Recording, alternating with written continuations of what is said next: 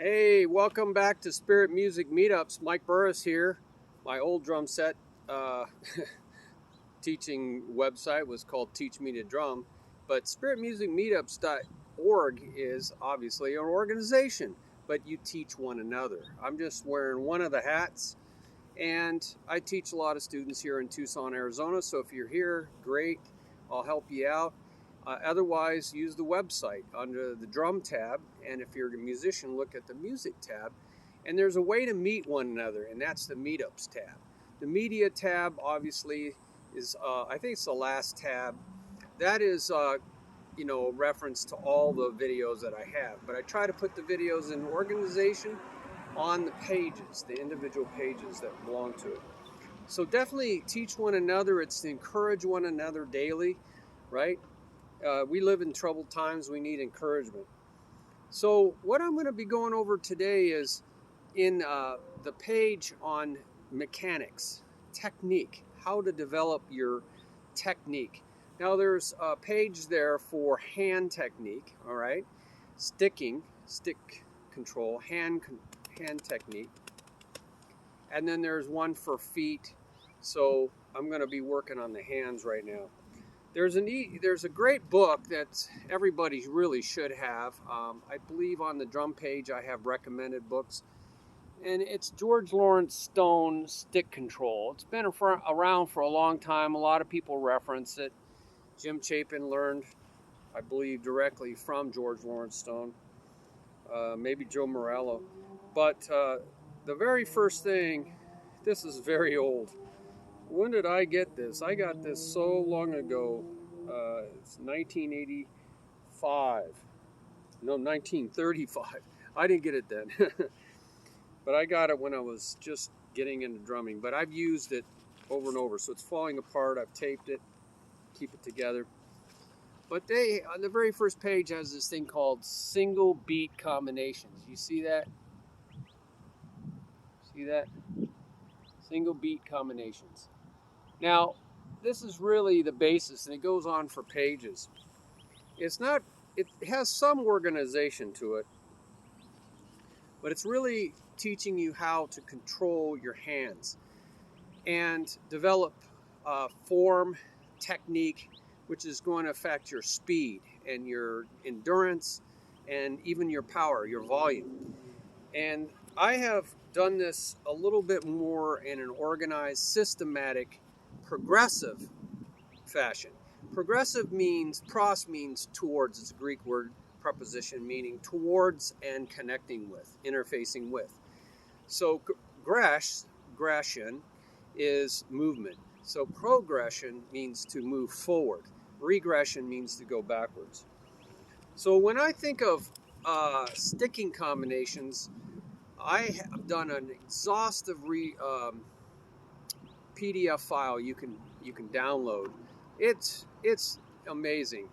I kept thinking I was going to publish these things, but I get off onto other things of life, you know. So I've done this very progressively. You know, you only have one right hand, right? You know, you can apply this to your feet, by the way. The same thing, these same sticking exercises you can do to your feet, right? So you think about it, when you have one stroke, you only have two possibilities, a right and a left. That's it. When you have two strokes, you have four. So it's kind of like an exponential thing. And so how do I systematically think of this? Well, I use numbers, all right? So think of your lead hand. In this case, I'm right-handed, so I'm going to lead with my right hand. I should probably practice everything that leads with my left hand twice as much, 10 times as much, because it's the weak link. I'm out here in a beautiful park by my house. I teach a lot inside, so I just wanted to enjoy some beautiful clouds today, beautiful park, and the mountains in the background. But there's bugs, even with mosquito. So I think of the lead hand, this numeric system. I have a video that talks about this numeric system, how I use it for everything. Well, here I'm going to use it again. So I think of when I use the lead hand as 1, the number 1. When if I don't use the lead hand, it's 0. Okay, so my right hand is 1, my left hand is 0. And I'm saying this because it's like digital. It's either on or off. The switch is either on or it's off. If it's on, it's 1. If it's off, it's 0. So I think of positions also. All right, so I want to talk about positions. In a 2-stroke setup, right? A 2-stroke combination, right? We have 2 positions. The first position and the second position, okay? All right, so let's think of that. We got 2 positions, the first position and the second position. And think of the right hand can be in 0 positions, right? It can be in neither position. It can be in the first position, or it can be in the second position. I'm writing this down so you can see it. Then you can also think of it as being in the first and the second position. So there is all the possibilities using a numeric system. I probably should have told you the first numeric. This is positions. So let's translate that into strokes.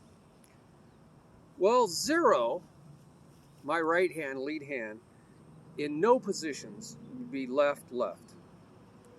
If it's in the first position, it's right, but it's not in the second position, right, left. If it's in the second position, it's left, right. And if it's in both positions, it's right, right. All right, so I'll put that down in the description. But that is every combination of 2 hands. Now, let's talk about 3 hands. Well, we have 3 positions, 1, 2, and 3. If it's in 0 position, that means the right hand is in none of the positions. It's all left, left, left, left. That is 0 position. If it's in the first position, it's right, left, left. If it's in the second position, it's left, right, left. The third position, see how I'm moving over, going from no position, moving over the first, then the second. That I'm moving forward, progression. Third position is left, left, right. Okay. Now you could have 2. That's moving one right hand, but you could have something in the first and second position. That's 2 hands, and that would be right, right, left. But you could move that over to the second and third position, left, right, right. And then you can continue moving it over to the third and the first, which is the same as the first and the third. And that's right, left, right. 1, 2, 3, 4, 5, 6, 7. And then there's the possibility of the right hand being in all 3 positions. Right, right, right. So we have this. All right, so that's all 8 combinations of 3 strokes. Want to make sure you get that in there. See that? How that works? So I didn't have to memorize that. I just think 0, 1, 2, 3, 1, 2, 2, 3, 3, 1, 1, 2, 3. That chart is stuck in my head because I've used it 1,000 times. And so that's every possibility of 3 strokes. So you can do the same thing with 4 strokes. It gets pretty tricky with 5 strokes. So I'm not going to do that here. I created a table for you. But you can think of 5 strokes as 4 strokes. So we're going to do the 4s. There's 16 of them. It's exponential. And you can just add one more stroke before or after it. You're going to get a lot of 5 stroke. You're going to get, 2 times as many at least, right away. Or you can take all the 3s and all the 2s and combine them. There's 4 2s, right? And there's 8 3s. So 4 times 8 is 32. You're going to get at least 32 combinations when you do that. And a lot of time, 5 4 time, 5 8 time, 5 16, whatever, it's in the phrasing of 2 things and then 3 things, or 3 things and 2 things. So a lot of times you'll see that. Take 5, da da da da, 1 2 1 2 3 1 2, by Dave Brubeck. So now let's talk about the 4. I wrote this down because I teach a lot of students, and this is 4 strokes. We got to cover up. There's 16 total. Now the way I wrote them out is 1 2 3 4 5 6 7 8, and the opposite of those 8. All right, so it's easier to see. There's 8 and the opposite of those 8. All right, so I don't need to do this. I can just show you this. See that? I'll try to put that down in the description. All right, so there's 16 possibilities of 4 strokes. And that's a lot of drumming right there. And about those 4 strokes, that's what stick control has. They group them in 4 strokes. They look like eighth notes, 1 and 2 and 3 and 4, but you'll see a little C in the little C in the beginning of the line with a slash through it. That means cut time. Cut time doesn't mean count at eighth notes, 1 and 2 and 3 and 4. It means counted as 16th notes, 1 E and a, 2 E and a. So that way they don't have to write 16th notes, and they can still have you count 16th notes. It's kind of a cheater for faster tempos. Now I want to show you in my charts. I have all these charts where I've done combinations, and I'm going to show you some, to save you a lot of time doing this yourself. Because I don't find very many books that do this systematically. So what I did is I took the 3s, there's 8 3s, right? And I combined them together to create 6. So I end up with 64, right? 8 times 8 is 64. 64 combinations of 8 3 strokes. And I grouped it, I gave it phrasing such that you can hear the 3 strokes and the 3 strokes by putting an accent. I bolded it so you can hear the 1 2 3 1 2 3. So this is called 3-3 phrasing, internal note phrasing. And so I have a chart here with a bunch of notes underneath it, and it's on one of my sticking charts. So I just want you to see I've done a lot of this work for you. See that? So I've done that, but you could have done that. You could write out, take the first of the 8 and add it to the front or the back of all 8, and you got 8. Then do that for the second, the third, the fourth, fifth, sixth, all the way at 8 times 8 is 64. And this way you systematically train your hands. And it's progressive, right? It's forward. You're moving forward through all 8. And I gave you a lot of good notes down here on the bottom. Well, I did that for, I call them 3 group combos, because I think of a group as 2 strokes, right? And when we're talking about binary, binaries are in 2s. So I have a binary stick control and a ternary stick control. Ternaries in groups of 3s. So under the binary stick control, if you go 2, 2, and 2, you end up with 6. But I grouped it as 3 and 3. I gave it a ternary phrasing. So there's some overlap between ternary stick control and binary stick control, and that was an example. And so I call it 3 group combinations because there's 3 groups of 2 that make the 6. In the ternary stick control, I call it 2 groups of 3, so it's 2 group combos. So it's all about what you're viewing as the fundamental or rudimental group. So now we're going to talk about 4 group combos. All right, so 2, and this is binary stick control, 2, 4, 6, 8.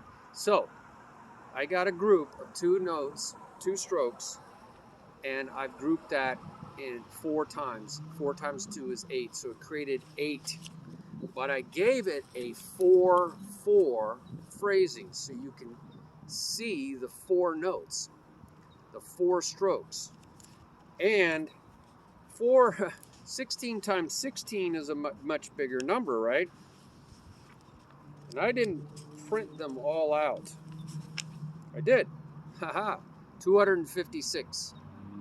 256. Now, tell you, George Lawrence Stone's stick control does not have 256. That's the thing I found frustrating. I have 200 books, but they don't usually go out all the way through a system. They don't create systems. They just piecemeal. And that's very frustrating because I want to thoroughly train myself and my students. So here's, for instance, the first 96.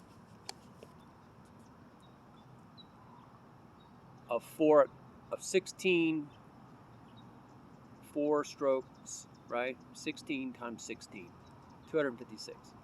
You see that the first stroke of every 4 strokes is bolded, so you can hear that 4-4 note phrasing. All right, so let's talk about, got some bugs here.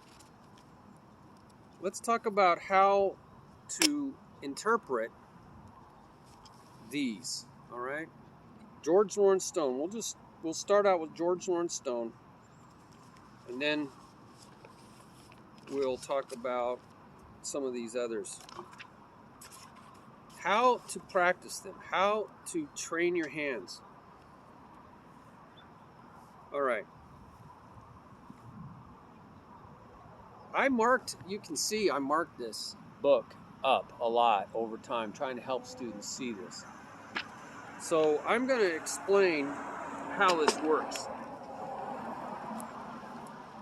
You could play it very evenly, like George Lawrence Stone talks about, no accents whatsoever. You know, that's very good.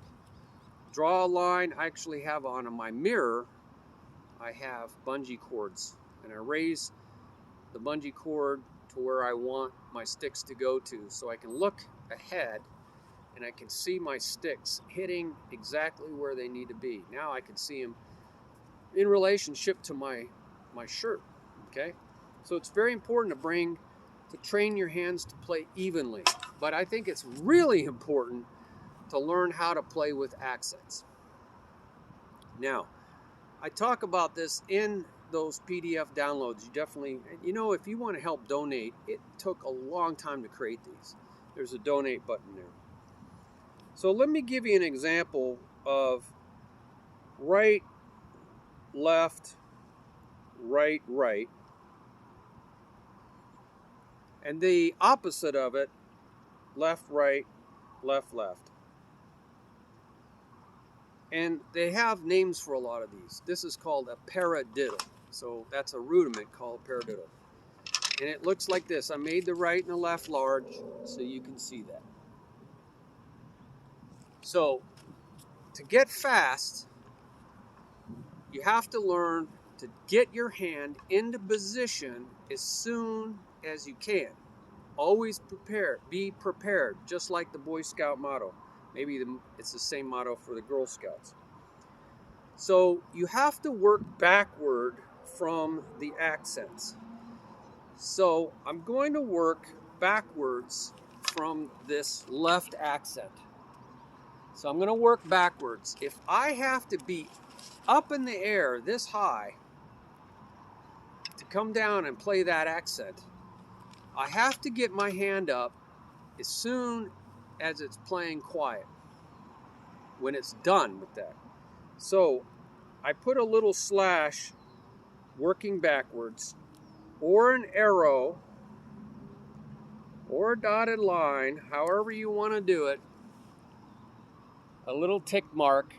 You see how I put that little arrow, little dash, slanted slash, you know, and it goes up to come down on that left accent.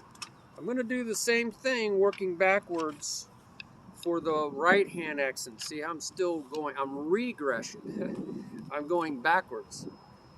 So that means I have to raise that right hand up.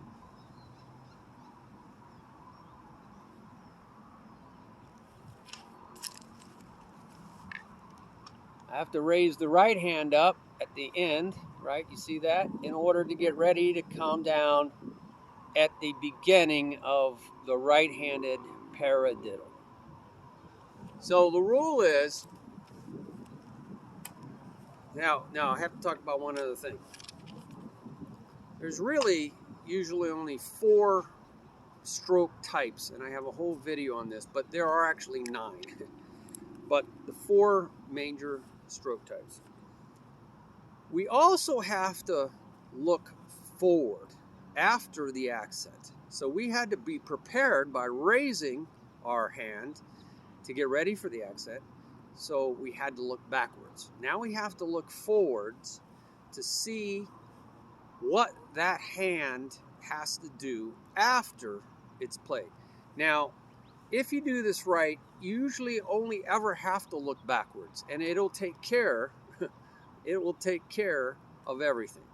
So I just want you to see that it works if you go forwards too.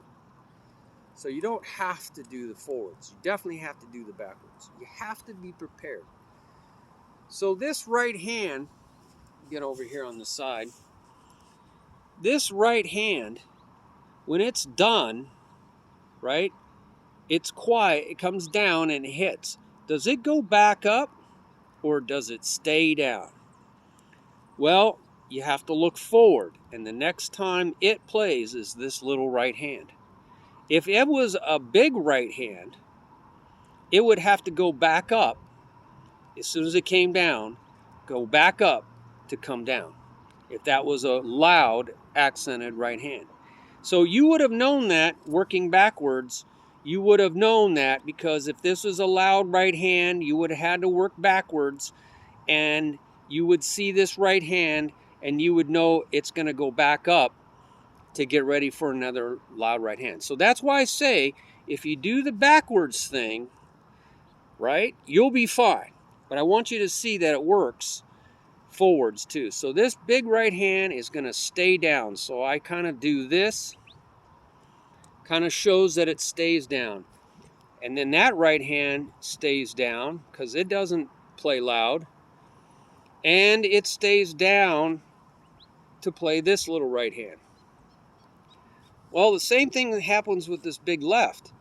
The left stays down, it stays down, and it stays down when you repeat it. See how that works? So it's a lot to see all that, but sometimes it takes that to understand. But I don't think about all that when I'm playing. I just say that I look ahead. I'm always looking ahead and saying, what do I have to prepare for? if I see that I'm going to have to go up in the future, as soon as I get a chance, I go up. Otherwise, I stay down. So the rule is stay down until you have to go up. And the first chance you get to go up, go up. Be prepared. Have your hands sitting up there waiting to play, okay? We're going to show you how that works. So if you're always looking forward, you should really train your eyes to look forward. Don't sit there and look at a note after you've played it. You got to look at the next note. And I always am looking, scanning ahead. Your brain will do this, believe me. Always looking ahead. This is the same way with reading notes. You always have to look ahead to see what rhythm you're going to play. And when you get to the end of the line, you have to look ahead and you got to get to the next line. You got to wrap your eyes ahead of time. You can't just sit there and stare at the end of the line. You'll be late. You have to look ahead and say, what do I have to play?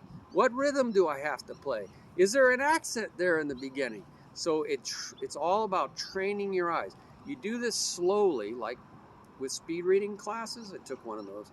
You go really slow and you gradually speed up, and the brain gets trained to look ahead faster until it's really moving along. Same way thing, with music. Same thing, music. So let's talk about paradiddle. Now I say pair up diddle to tell me where to go up. Pair up diddle. Diddle's like a double. Pair up diddle. That works on that, but doesn't always work on other things.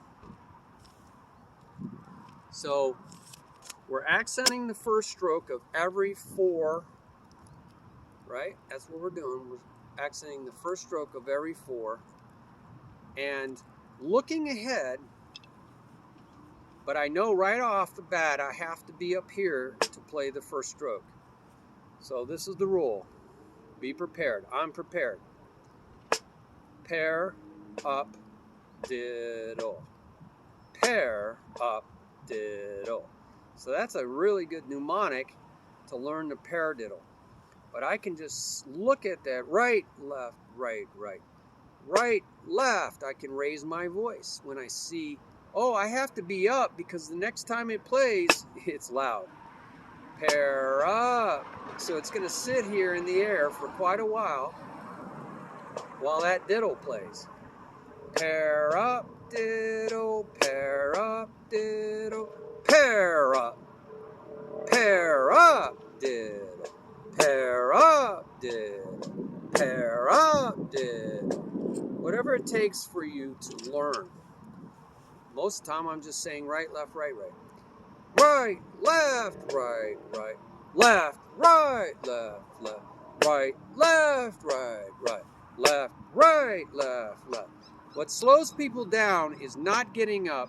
They're kind of barely get up there in time.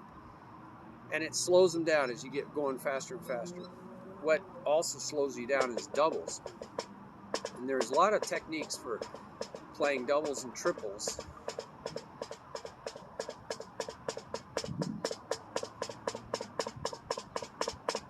Learning how to do that. I don't have that control in my left hand. I got to learn. This is traditional grip is something I started out with when I was 8, and then I abandoned it. So I'm trying to go back to it, and I'm faster with match grip, like this, but still not as fast as I want to be. It doesn't work with an angle drum. Anyway, so I'm learning. Everybody's learning, but I know how to learn. So I've learned how to learn.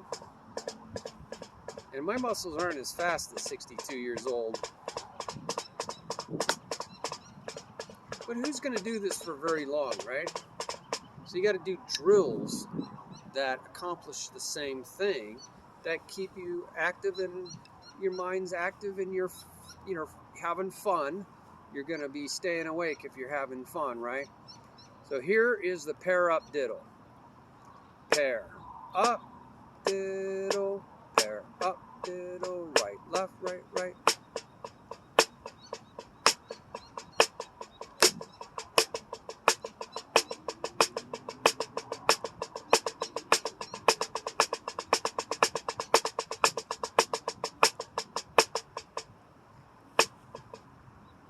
So that's what the right hand's doing. So we're going to talk about different ways to play these so that you stay, active with your mind. You're not going to fall asleep doing the same thing. I'm not going to do this for very long. It's going to bore me. I might use some motivating methods.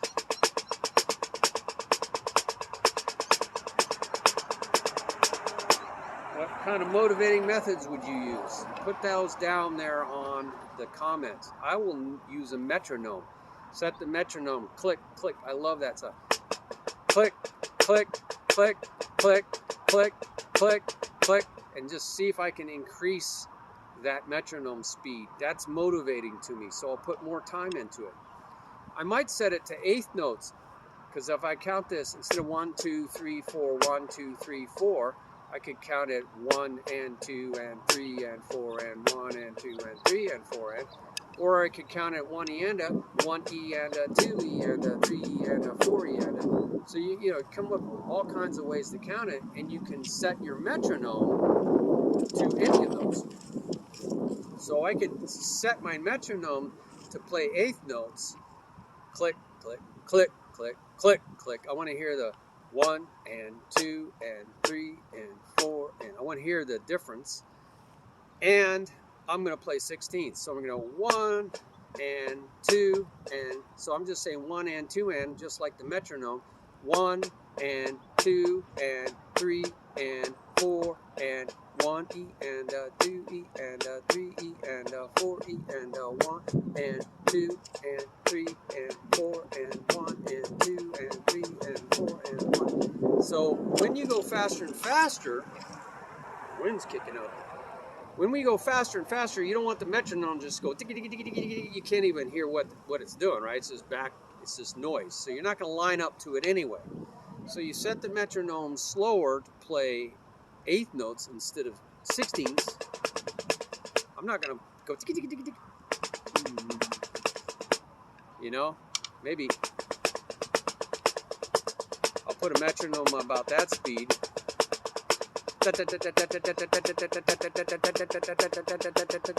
But maybe da da da da da da da da da, so I can hear the beginning of each group of 4. Set the metronome to do that.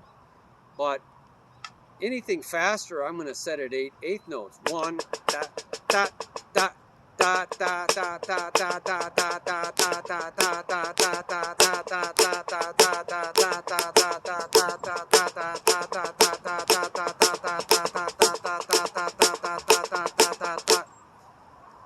and then faster than that, just quarter notes. Da da da da da da da da da da da da. You're gonna go faster than that. You're gonna stay on quarter notes, and you get the idea. You could even go half notes. Da da. That's every time the right hand starts. Da da da da da da da. See, da da da da da da da. So half notes set the metronome. So you can see how you can be motivated by these tools, right? And I have a page called Timing, and it's got a lot of tools on there for you. But I also love to use loops, right? So I would put a music loop in there. It could have the drums, but I don't like to hear drums because I'm going to be the drummer, and I want to create my own drum parts. So I would put in a drumless loop, right? So minus the drummer. Say, just type in YouTube, music, you could say funk or rock or whatever, minus drums, or just say drumless. YouTube has a lot of great stuff on it. There's other platforms, DTube, and there's more that is coming, competition in the marketplace, right? And that way you can play to different styles of music and really see how that fits. So that's just one surface drumming. We get some rain here.